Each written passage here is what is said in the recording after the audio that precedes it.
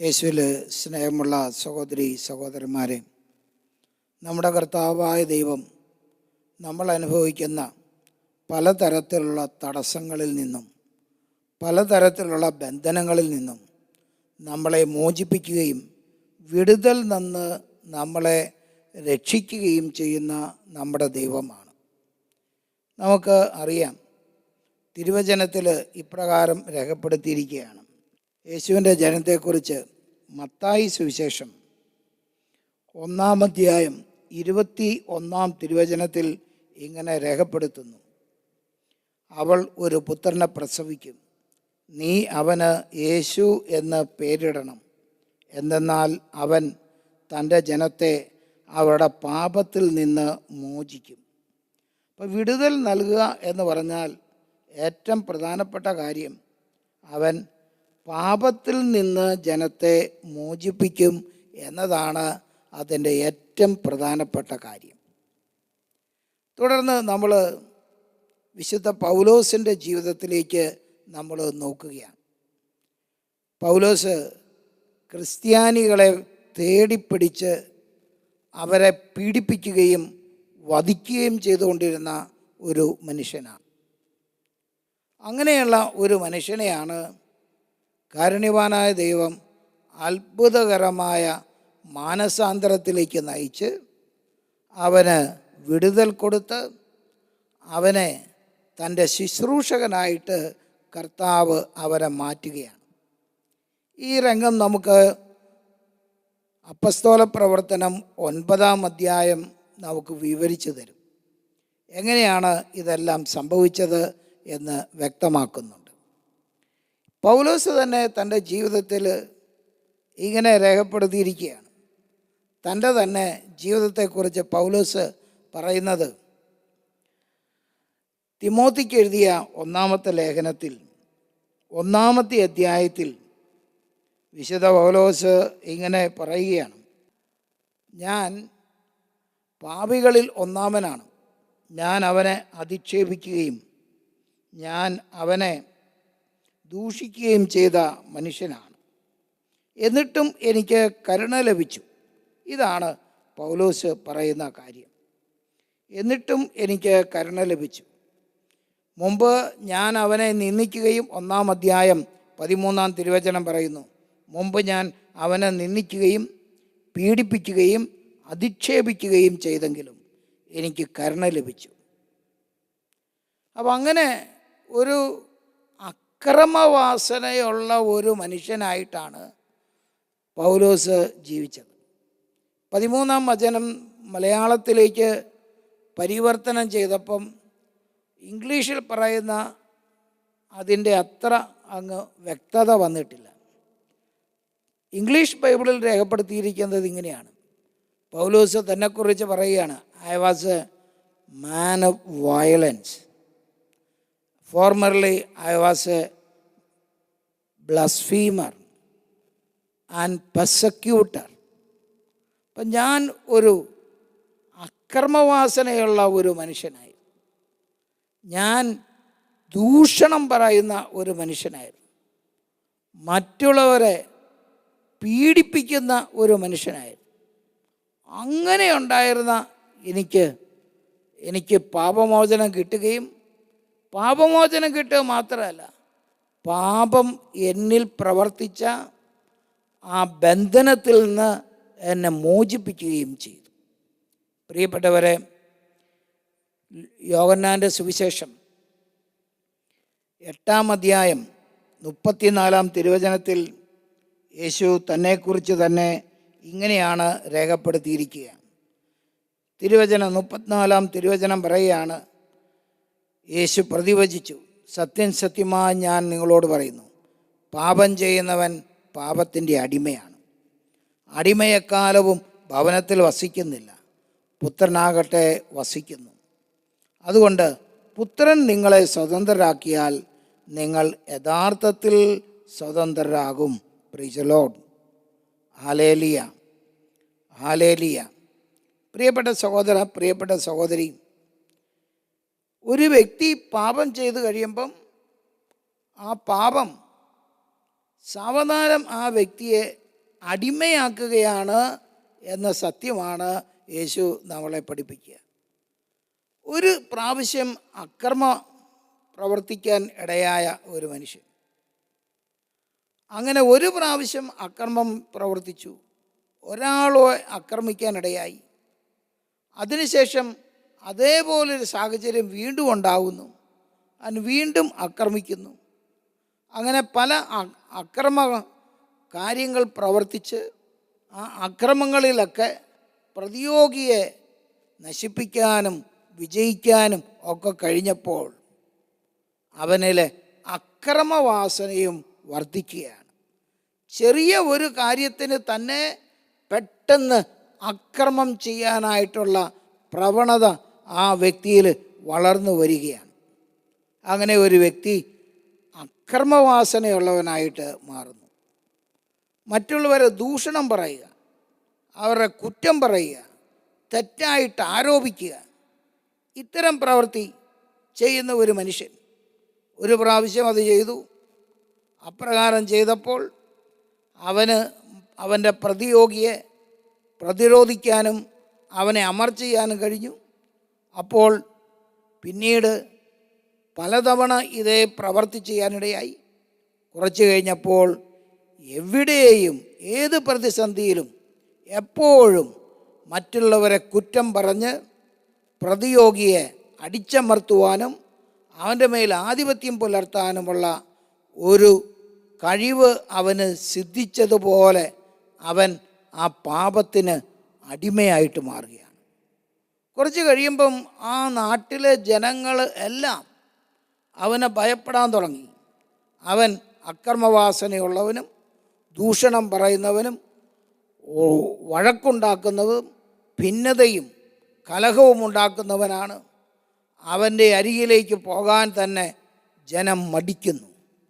അവൻ ആ പാപത്തിന് അടിമയായിട്ട് മാറുന്നു. ഓരോ തെറ്റും ചെയ്യുമ്പോൾ തെറ്റിൽ തന്നെ സന്തോഷിക്കുന്നവനായിട്ട് മാറുന്നു.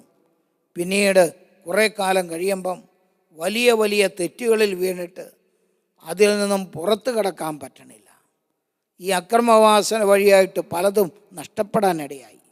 ദൂഷണത്തിലൂടെ പലതും നഷ്ടപ്പെടാനിടയായി. ജീവിതം തന്നെ തകരാനിടയായി. അവൻ മോചനം നേടാൻ പറ്റണില്ല. ആർക്കും അവനെ മോചിപ്പിക്കാൻ പറ്റണില്ല. അവന് തന്നെയും അവൻ്റെ പ്രവൃത്തികളിൽ നിന്ന് മോചനം കിട്ടുന്നില്ല. ലൈംഗികമായ പാപം. ഒരു വ്യക്തി ആദ്യം ഒരു വ്യക്തിയോട് മോശമായി പെരുമാറി, ഒരു സ്ത്രീയോട് മോശമായി പെരുമാറി, അല്ലെങ്കിൽ ഒരു സ്ത്രീ ഒരു പുരുഷനെ മോശമായി തന്നിലേക്ക് ആകർഷിക്കാനിടയായി. അത് അവൾക്ക് സന്തോഷവും അത് അവൾ വിജയമായിട്ട് ജീവിതത്തിൽ കരുതുകയും ചെയ്ത പെൺകുട്ടി പിന്നീട് മറ്റു പലരെയും തന്നെ വശീകരിക്കുന്ന ഒരു പ്രവണത, അതിൽ സന്തോഷം കണ്ടെന്ന ഒരു പ്രവണതയായിട്ട് അത് അവളിൽ ആവർത്തിച്ച് മാറുകയാണ്. പ്രിയപ്പെട്ടവരെ, ഇവിടെ സംഭവിക്കുന്നത് എന്താണെന്ന് ചോദിച്ചാൽ, തെറ്റ് ചെയ്യുമ്പോൾ തെറ്റ് ചെയ്യുന്നതോടൊപ്പം അവൻ്റെ ഉള്ളിൽ ആ തെറ്റ് കൊടുക്കുന്ന സന്തോഷം മാത്രമല്ല, അതോടൊപ്പം ഒരു ദുരാത്മാവ്, ആ തെറ്റിൻ്റെ ദുഷ്ടാത്മാവ് അവനിൽ അല്ലെങ്കിൽ അവളിൽ വന്ന് വസിക്കുകയാണ്. ആ ദുരാത്മാവ് അവളിൽ വന്ന് നിൽക്കുന്നത് കൊണ്ടാണ് ആ ദുരാത്മാവ് അവനെ അതേ പ്രവൃത്തി വീണ്ടും വീണ്ടും ചെയ്യാൻ ആവർത്തിക്കുകയാണ്. യേശു ലൂക്കായുടെ സുവിശേഷം 11-ാം അധ്യായം 24 മുതലുള്ള തിരുവചനങ്ങളിൽ ഒരു അശുദ്ധാത്മാവ് ഒരു മകനെ വിട്ടുപോയാൽ ആ മകനിലേക്ക് തന്നെ തിരിച്ചു വരാൻ അവൻ ആഗ്രഹിക്കുന്നു എന്ന് യേശു നമുക്ക് വെളിപ്പെടുത്തി. ആ ഭവനം അടിച്ചുവാരി ശുദ്ധീകരിച്ച് കിടക്കുന്നതിൽ അവൻ അവിടെ പ്രവേശിക്കാൻ പറ്റുന്നില്ല. അവൻ എന്ത് ചെയ്തു? അവനെപ്പോലെ അവനേക്കാളും ശക്തമായ ദുഷ്ടതയുള്ള 7 പേരെ കൂടെ കൊണ്ടുവന്ന് വീണ്ടും അവനിൽ പ്രവേശിക്കുന്നു. പ്രിയപ്പെട്ടവരെ, ഒരു ദുരാത്മാവ് ഒരാളിൽ പ്രവേശിച്ചാൽ ആ ദുരാത്മാവ് അവനെ വിട്ടുപോകാൻ ഒരിക്കലും ആഗ്രഹിക്കുന്നില്ല. ആ ദുരാത്മാവ് അവൻ്റെ ഉള്ളിൽ പ്രവേശിച്ച് അവനെ അവൻ ചെയ്തുകൊണ്ടിരിക്കുന്ന തെറ്റിൽ കൂടുതൽ കൂടുതൽ കൂടുതൽ അടിമത്തത്തിലേക്ക് കൊണ്ടുപോയി നശിപ്പിക്കുകയാണ് അവൻ്റെ ആഗ്രഹം. യോഹന്നാൻ സുവിശേഷം 10-ാം അധ്യായം 10 യേശു പറഞ്ഞു, കള്ളൻ വരുന്നത് കൊല്ലാനും മോഷ്ടിക്കാനും നശിപ്പിക്കാനുമാണ്. കള്ളൻ എന്ന് പറഞ്ഞാൽ പിശാചാണ്. പിശാച് നമ്മളിൽ പ്രവേശിക്കുന്ന നമ്മളെ നശിപ്പിക്കുകയാണ് അവൻ്റെ ലക്ഷ്യം. പ്രിയപ്പെട്ടവരെ, പൗലോസ് പറഞ്ഞു, ഇങ്ങനെ നശിച്ചുകൊണ്ടിരുന്ന ഒരു മകനായിരുന്നു ഞാൻ. എന്നാൽ യേശുക്രിസ്തു എന്നെ രക്ഷിച്ചു, വിടുതൽ തന്നു. യേശുക്രിസ്തു എനിക്ക് വിടുതൽ തന്നു. പാപിനിയായ സ്ത്രീ യേശുവിൻ്റെ പാദത്തിങ്കൽ അരികിൽ വന്നിരുന്ന് കണ്ണീരൊഴുക്കി. അവൾ ലൂക്കാസ് വിശേഷം 7-ാം അധ്യായത്തിൽ ശിമയോൻ്റെ ഭവനത്തിൽ യേശുവിൻ്റെ പാദത്തിനരികിൽ കണ്ണീരൊഴുക്കി കരയുന്ന ആ സ്ത്രീയെ നമ്മൾ കാണും. യേശു അവളുടെ പാപം ക്ഷമിച്ചു എന്ന് മാത്രമല്ല, ആ പാപം വീണ്ടും ആവർത്തിക്കാത്ത രീതിയിൽ അവളിൽ വിടുതലായിട്ട് യേശുക്രിസ്തുവിൻ്റെ കൃപ അവളിൽ ഇറങ്ങി. പൗലോസിൽ അത് യേശുക്രിസ്തുവിൻ്റെ കൃപ ഈ അക്രമവാസനയിൽ നിന്ന്, ദൂഷണത്തിൽ നിന്ന്, ക്രിസ്ത്യാനികളെ എതിർക്കുന്ന മനോഭാവത്തിൽ നിന്ന്, അതിൽ നിന്നെല്ലാം മോചനം നേടാൻ പറ്റുന്ന കൃപയായി അവനിൽ രൂപാന്തരപ്പെട്ടു. അപ്പം യേശുക്രിസ്തുവിനല്ലാതെ മറ്റാർക്കും ഇത് പ്രവർത്തിക്കാൻ കഴിയില്ല. ആ അനുഭവം നമ്മുടെ ജീവിതത്തിൽ സ്വീകരിക്കാൻ തുടർന്നുള്ള ആരാധനയിൽ നമുക്ക് പ്രാർത്ഥിക്കാം.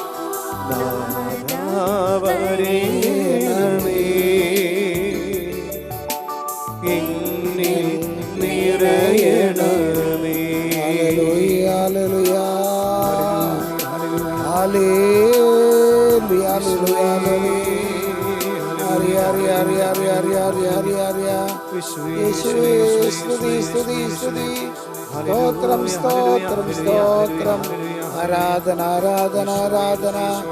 Hallelujah hallelujah hallelujah hallelujah hallelujah hallelujah. പരിശുദ്ധ പരമ ദിവ്യകാരുണ്യത്തിന് നേരവും ആരാധനയും സ്തുതിയും പുകഴ്ചയും ഉണ്ടായിരിക്കട്ടെ. പരിശുദ്ധ പരമ ദിവ്യകാരുണ്യത്തിന് നേരവും ആരാധനയും സ്തുതിയും പുകഴ്ചയും ഉണ്ടായിരിക്കട്ടെ. പരിശുദ്ധ പരമ ദിവ്യകാരുണ്യത്തിന് നേരവും ആരാധനയും സ്തുതിയും പുകഴ്ചയും ഉണ്ടായിരിക്കട്ടെ. Praise the Lord. Hallelujah, hallelujah, hallelujah. Hallelujah. യേശുവിലെ സ്നേഹമുള്ള സഹോദരി സഹോദരന്മാരെ, ദിവ്യകാരുണ്യനാഥൻ്റെ അത്ഭുത സാന്നിധ്യത്തിന് മുമ്പിലാണ് നമ്മളായിരിക്കുക. നമ്മുടെ ഓരോരുത്തരുടെയും ജീവിതത്തിൽ പലതരത്തിലുള്ള തടസ്സങ്ങളും പലതരത്തിലുള്ള ബന്ധനങ്ങളും നമ്മളെ ബാധിച്ചിട്ടുണ്ട്. നമ്മൾ ആഗ്രഹിക്കുന്ന രീതിയിൽ നമുക്ക് ജീവിതത്തിൽ സ്വതന്ത്രരാകാൻ കഴിഞ്ഞിട്ടില്ല. നമ്മളെ ബന്ധിക്കുന്ന, നമ്മളെ പീഡിപ്പിക്കുന്ന തിന്മയുടെ ശക്തി നമുക്ക് ചുറ്റും എപ്പോഴും അലറുന്ന സിംഹത്തെ പോലെ ഓടി നടക്കുന്നുവെന്ന് വിശുദ്ധ പത്രോസ് അപ്പോസ്തലൻ തൻ്റെ 1-ാം ലേഖനം 5-ാം അധ്യായത്തിൽ 8-ാം വചനത്തിൽ നമ്മളെ ഓർപ്പിക്കുന്നുണ്ട്.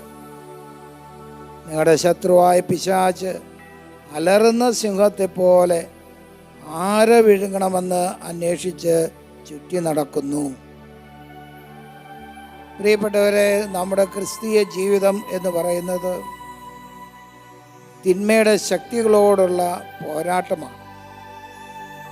സാത്താൻ്റെ പ്രലോഭനങ്ങളെ അതിജീവിക്കുന്ന ഒരു പോരാട്ടമാണ് ക്രിസ്തീയ ജീവിതം.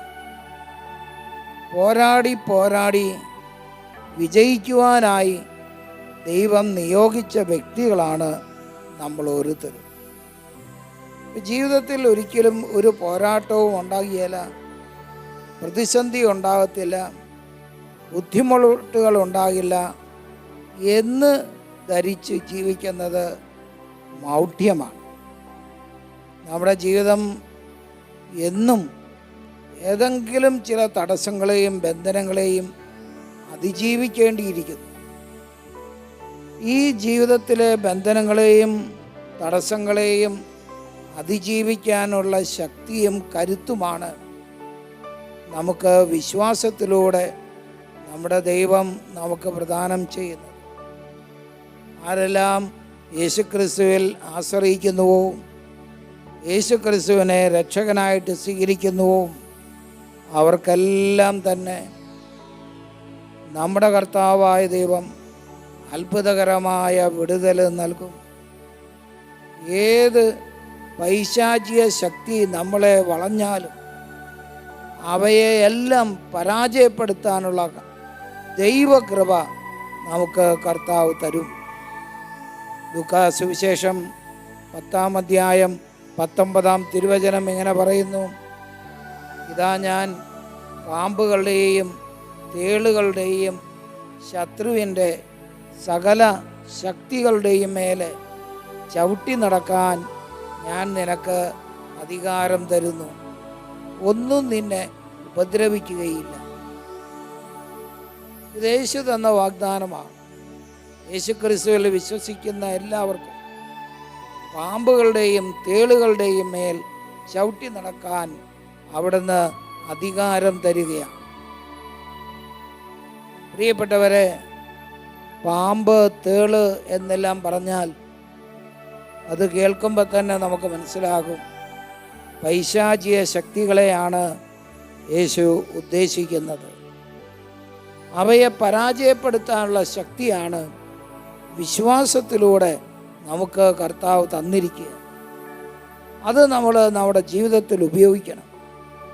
നമ്മുടെ മുമ്പിൽ ഉയർന്നു നിൽക്കുന്നതും നമ്മളെ പീഡിപ്പിക്കുന്നതുമായ ഏത് പൈശാചിക ശക്തിയും നമ്മൾ ഭയപ്പെടേണ്ട ഒരു കാര്യവുമില്ല. വിശുദ്ധ യാക്കോബ് തൻ്റെ ലേഖനത്തിൽ 4-ാം അധ്യായം 7-ാം തിരുവചനത്തിൽ വിശുദ്ധ യാക്കോബ് നമ്മളെ ഓർപ്പിക്കുകയാണ്: പിശാചിനെ എതിർക്കുവിൻ, അവൻ നിങ്ങളെ വിട്ട് ഓടിക്കൊള്ളും. നമ്മൾ പിശാചിനെ എതിർക്കണം. എതിർത്താലേ പിശാച് വിട്ടുപോകുള്ളൂ. ക്രിസ്തീയ ജീവിതം ഒരു പോരാട്ടമാണ്. ആ പോരാട്ടത്തിൻ്റെ ശക്തി നമ്മൾ ഓരോരുത്തരും ഈ ആരാധനയിൽ അനുഭവിച്ചറിയണം. കർത്താവ് നമ്മുടെ എല്ലാ ബന്ധനങ്ങളെയും തകർക്കാനുള്ള ശക്തിയും കൃപയും യേശു നമുക്ക് തരുന്നു. മർക്കോസിൻ്റെ സുവിശേഷം 16-ാം അധ്യായം 17-ാം വാക്യത്തിൽ കർത്താവ് പറഞ്ഞു, വിശ്വസിക്കുന്നവരോടുകൂടെ ഈ അടയാളമുണ്ടായിരിക്കും. അവർ പിശാചുക്കളെ ബഹിഷ്കരിക്കും, അവർ രോഗികളുടെ മേൽ കൈകൾ വയ്ക്കും, മാരകമായ എന്തു കുടിച്ചാലും അവരെ ബാധിക്കുകയില്ല, അവർ സർപ്പങ്ങളെ കൈകളിലെടുക്കും. ഈ അധികാരം എല്ലാം കർത്താവ് നമുക്ക് തന്നിട്ടുണ്ട്. ഈ അധികാരത്തിൻ്റെ കൃപ തരണേ എന്ന് യാചിച്ച് നമുക്ക് ഒന്ന് പ്രാർത്ഥിക്കാം ഒരു ഗാനത്തിലൂടെ.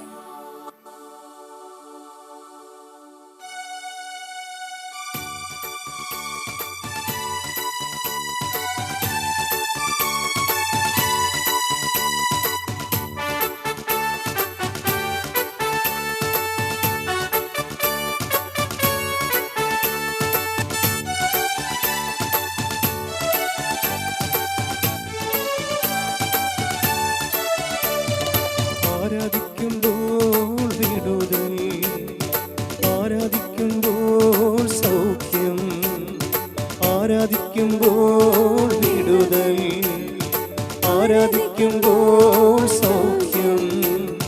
ദേഹം ദേഹി ആത്മാവിൽ സമാധാന സന്തോഷം ദാനമായി അവൻ നൽകിടും. ദേഹം ദേഹി ആത്മാവിൽ സമാധാന സന്തോഷം ദാനമായി അവൻ നൽകിടും. പ്രാർത്ഥിക്കാം ആത്മാവിൽ ആരാധിക്കാം കർത്തനെ, നല്ലവൻ അവൻ വല്ലഭൻ. പ്രാർത്ഥിക്കാം ആത്മാവിൽ ആരാധിക്കാം കർത്തനെ, നല്ലവൻ അവൻ വല്ലഭൻ.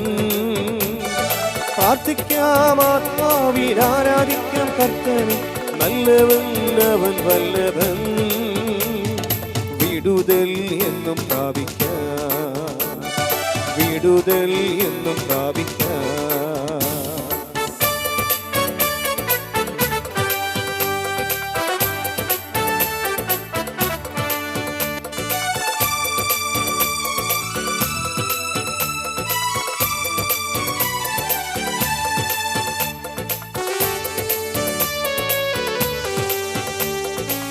ഹല്ലേലൂയ, ഹല്ലേലൂയ, യേശുവേ, യേശുവേ, യേശുവേ, ഹല്ലേലൂയ, ഹല്ലേലൂയ. വിടുതലിൻ്റെ ശക്തി ഞങ്ങൾ അറിയട്ടെ, കൃപ ഞങ്ങളിൽ നിറയട്ടെ. Hallelujah, hallelujah. കൈകൾ കൂപ്പി ശിരസ് നമിച്ച് യേശുവിനെ നമുക്ക് ആരാധിച്ചുകൊണ്ട് ആശീർവാദം സ്വീകരിക്കാം. വിടുതലിൻ്റെ ശക്തിയായി നമ്മളിൽ നിറയുന്ന ഈശോ.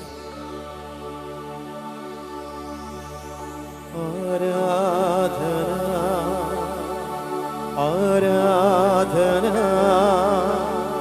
യേശുവേ, ആരാധന,